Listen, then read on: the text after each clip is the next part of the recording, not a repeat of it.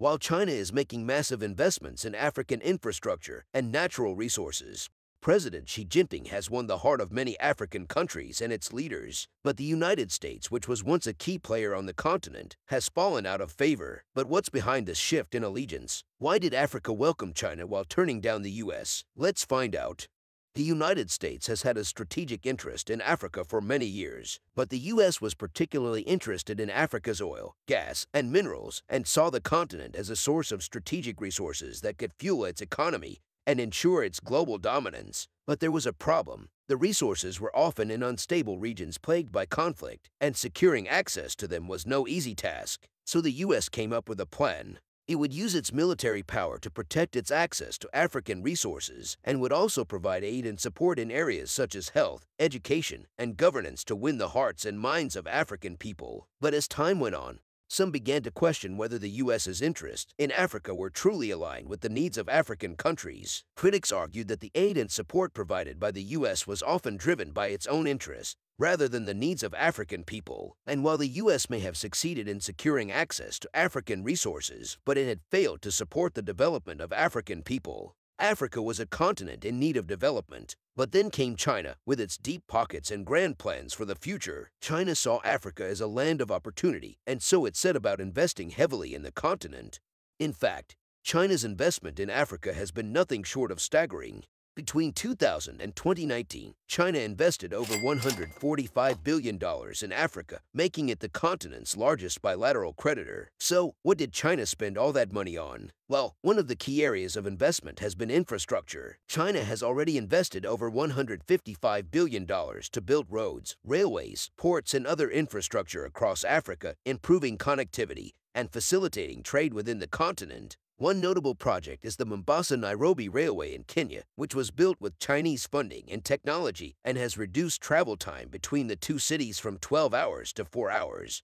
China has invested in copper and cobalt mines in the Democratic Republic of Congo and has helped to develop the oil and gas sector in Nigeria. But the investment in Africa isn't just about extracting resources, it's also about creating jobs and boosting economic growth. China has invested in manufacturing and other industries, creating jobs and spurring economic growth in many African countries. One example is the Chinese-built Special Economic Zone in Ethiopia, which has attracted investment from Chinese companies and helped to create jobs and boost exports. The U.S.-Africa Leaders Summit was a high-profile event that took place in Washington, D.C. in December 2022. The summit was hosted by United States President Joe Biden, which brought together more than 49 African heads of state and government, as well as representatives from the African Union Commission and other regional organizations. The main objective of the summit was to strengthen ties between the U.S. and Africa.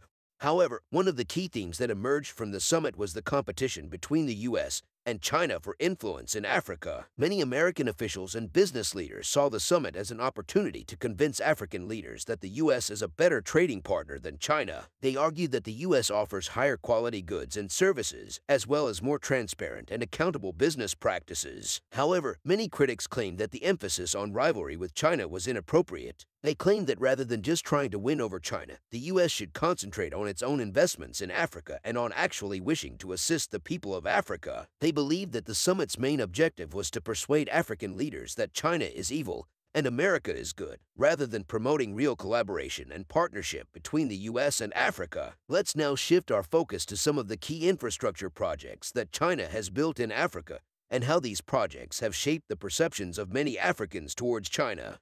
The Addis Ababa-Djibouti Railway is a major infrastructure project in Ethiopia that was built by China. It is a 756 kilometers long railway that connects the capital city of Addis Ababa to the port of Djibouti on the coast of the Red Sea. The project was completed in 2016, and it is the first modern electrified railway in East Africa. China invested over $4 billion in the construction of the Addis Ababa-Djibouti Railway. The railway has greatly improved transportation in the region, providing a faster and more efficient way for goods to be transported between Ethiopia and Djibouti. Previously, goods had to be transported by road, which was slow and often unreliable, resulting in high transportation costs and delays. The railway has also greatly improved passenger travel, reducing travel time from Addis Ababa to Djibouti from 2 days to less than 12 hours. The Addis Ababa-Djibouti Railway has been a major success and a symbol of China's growing influence in Africa. The project has demonstrated China's commitment to supporting African infrastructure development and has strengthened ties between China and Ethiopia. Another biggest project that China undertook was the Port of Bagamoyo in Tanzania, which is a major infrastructure project built by China that is set to transform the East African country's economy. The port is considered to be one of the biggest ports built by China in Africa and is part of China's Belt and Road Initiative, a global infrastructure development strategy aimed at boosting economic growth and connectivity. The project was launched in 2013, and China Merchants Holdings Company Limited won the contract to build and operate the port in 2014. The project's budget is estimated to be around $10 billion, with China providing most of the funding. The port's construction began in 2015 and is expected to be completed in several phases. The Port of Bagamoyo is strategically located on Tanzania's Indian Ocean coast. Once completed, it will have a capacity to handle over 20 million containers per year, making it one of the largest ports in Africa. The port is designed to serve as a major gateway for goods flowing between Asia, the Middle East, and Africa. The project has been touted as a game-changer for Tanzania's economy, with the potential to create thousands of jobs and boost economic growth.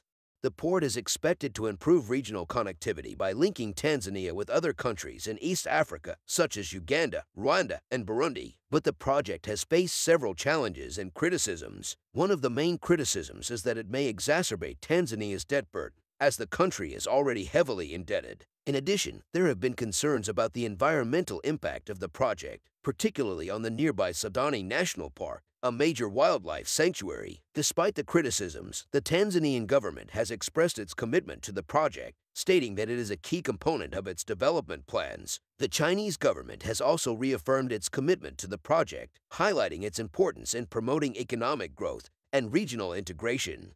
In conclusion, China's engagement with Africa through the Belt and Road Initiative has had a significant impact on the continent's infrastructure development, trade, and economic growth. China's investment in mega-projects such as the Addis Ababa-Djibouti Railway and the Port of Bagamoyo in Tanzania has provided much-needed infrastructure and boosted economic activity in these regions.